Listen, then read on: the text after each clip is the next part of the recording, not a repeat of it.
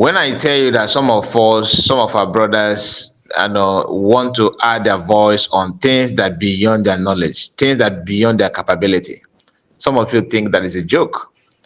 Now, this is DOS member, and what he says about the Biafran declaration and the outcome of that declaration, it will shock you. His own take and his own understanding about Biafran government in exile or government in exile will shock you as well. I don't want to be the judge. I want to listen to it and tell me what you think about it on comment section.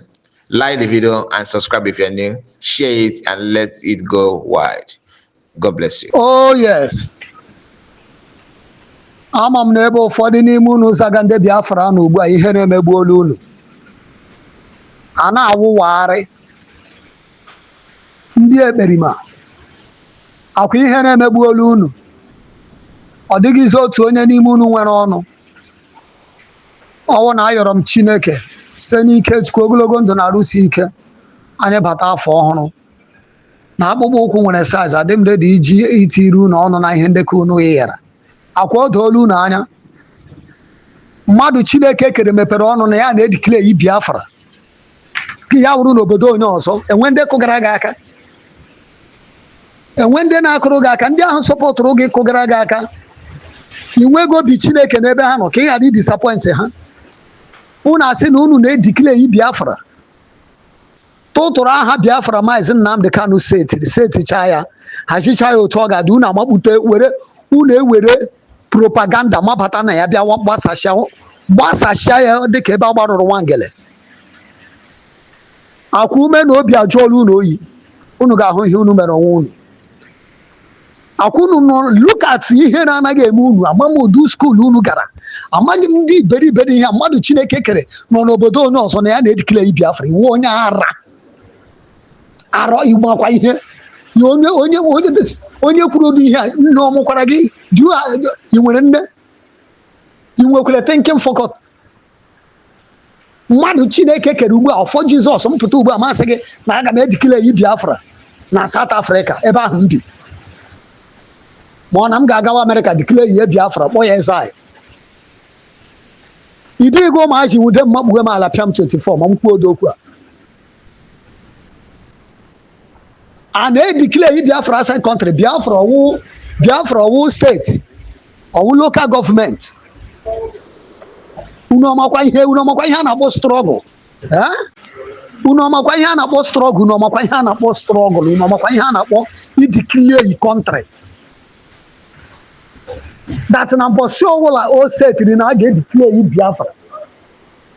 The whole country niile ga-amasa sentere maka na Biafra wụ country ama ama as a giant. Mbọsị ọwụla ekpebiri na a ga-edikile yi Biafra, Amerịka niile, shọpụ ndị Igbo niile, Africans, Yoruba, Hausa, shọpụ ha niile ga-emechicha. London ebe niile ndị Naijiria nọ shọpụ niile ga-emechi. Yoruba land ga-emechi na a na-edikile yi Biafra. Ahịa niile ndị Igbo ebe niile ndị Igbo na ebe niile ga-ajụ oyi. Abịa na ala Hausa ebe niile ga-ajụ oyi maka ndị Hausa na onwe ha ga-ebere ebere, Yoruba ga-ebere ebere, shọpụ niile ga-agbachicha. CNN ga-eme apịa, BBC ga-eme apịa, Al Jazeera ga-eme apịa maka na ihe ukwu mega. Na mbọsị ọbụla a chọrọ idikile yi Biafra enweghị kọntrị the whole world ga-anọ bi a na-ele ihe ga-emeda dị maka a ga-enwe rejoice. Enweghị nwa afọ Igbo ma o kwere na Biafra na ikweghị na Biafra na-agaghị enwe rejoice that day. Joy ga-adị. Ka unu ji propaganda ndị oshi, ndị gwa m ọzọ ma ọzọ, ndị mmebi iwu unu ahụ na ihe umere akwa unu eme n'onwe unu public assault. Ihe na-eji unu ugbu a unu ọ ga-efọtakwu okwu Biafra ọdọ? Leenu na unu leenu otu unu si were pọtọpọtọ na unyu uri were wụkashi onwe unu na-arụ na unu na-ejikile yi Biafra. Look at Biafra mmụọ ka ọ Biafra m kedu ebe unu nọ dikile ya maka ọ kwesịrị ka ala Igbo shedul a na-edikile yi Biafra a sị gị ebe niile ga-emechi joy. ndị ga na-egbu nama na-enwe joy na-eme Biafra welcome, a na-eri eri, a na-aṅụ aṅụ, national anthem na-arị elu ebe niile ebere ebere, maka emere ya n'ụzọ ziri ezi.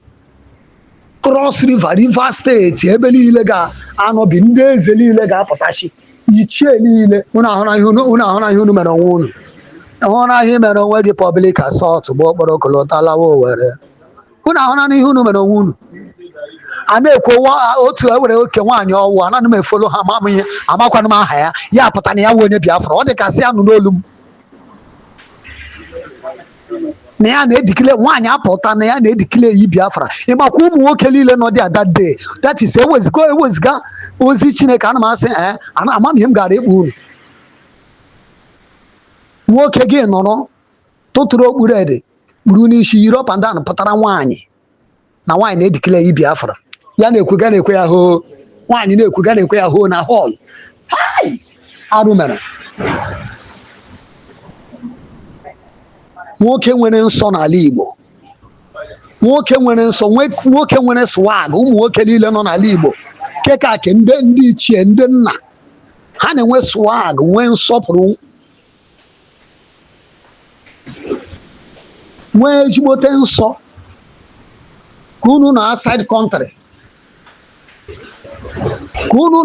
country, na unu na-edikile Biafra, nwaanyị akwụrụ na-agụrụ unu steeti ole nwere, unu na-ekwe ise. Ịmakwa na ịnị dịrị jide unu niile pịa unu 24 maka unu eyighị ihe mere.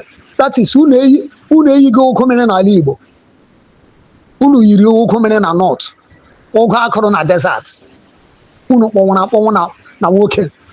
Enidi ga-agụwa nwoke agụpụta unu, ọ dị ka unu niile n'olu m. Shame on all of you.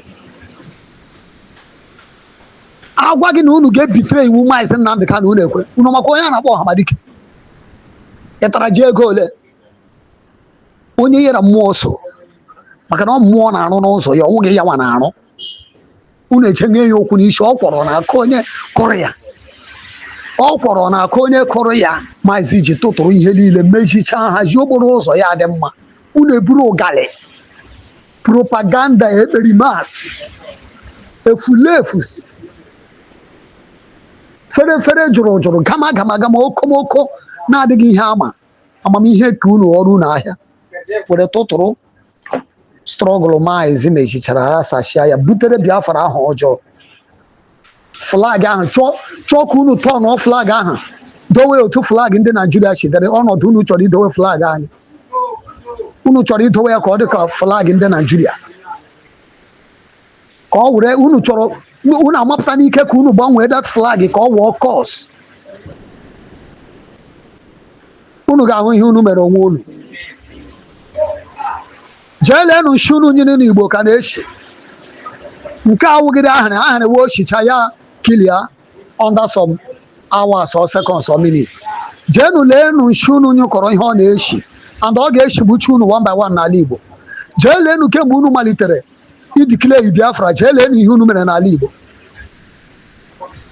Tụtụrụ south west ọha, lee ụmụazị kwesịrị gbara onwe ha mbọ, tọọ ọha upside down, si ha jee biri n'ime ọhịa. Ọha ga-ahụ unu mere unu ebere. Unu na-enye anyị Biafra. Kedu odu Biafra ga-abịa n'ebe Maazị dị ndụ? Onye isi unu, the whole world mana ọ ya nwa onye isi unu, the whole world mana ọ ya nwa president unu.